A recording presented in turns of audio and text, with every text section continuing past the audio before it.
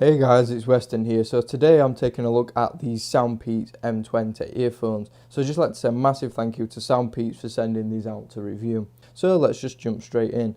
So on the earphones we've actually got an all metal housing, and it's very nice quality and very premium feeling for such an inexpensive set of earphones.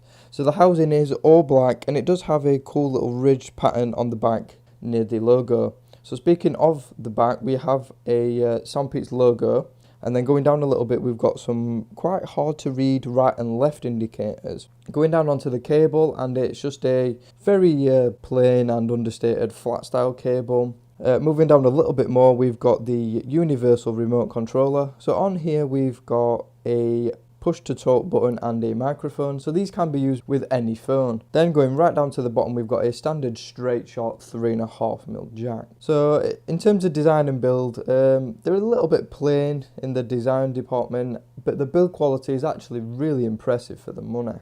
So now we get onto comfort, and we get a usual supply of ear tips. So we get a small set, a medium set and a large set. So nothing really to talk much about there. The ear tips though do feel reasonably nice. They're quite soft and pliant. However, there's a tube in the middle which actually sits on the driver housing, and that's a little bit stiff, so there is that to take into account. So then we get onto actual in-ear comfort, and again, they're not that great to be honest for me.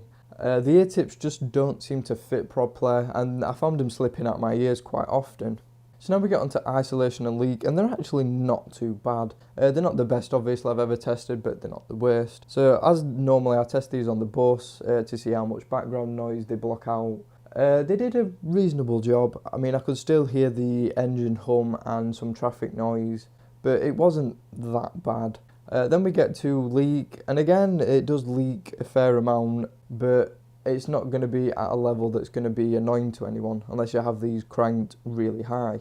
So now we get onto the main event, the sound, and it's actually not too bad to be honest. I mean, yeah, it's not going to be amazing quality, but it's actually pretty passable. So the bass is pretty deep, it's fairly weighty as well. It's not detailed though, and it can be a little bit cloudy and a little bit murky at times. The mids are a little bit hollow, lacking detail, and can sometimes be a little bit harsh as well. The vocals, they're not bad. They're a little lifeless and can be a little bit shouty, and the best way to describe them is dull but quite loud. The highs are really brash, really harsh and tinny. So the sound for the money is kind of okay.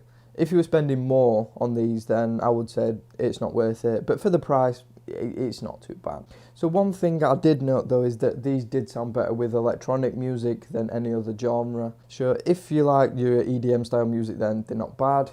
Any other genres, then they're not brilliant at all. Right guys, so that is it, just a quick review today. So again, thank you to SoundPeats for sending these out.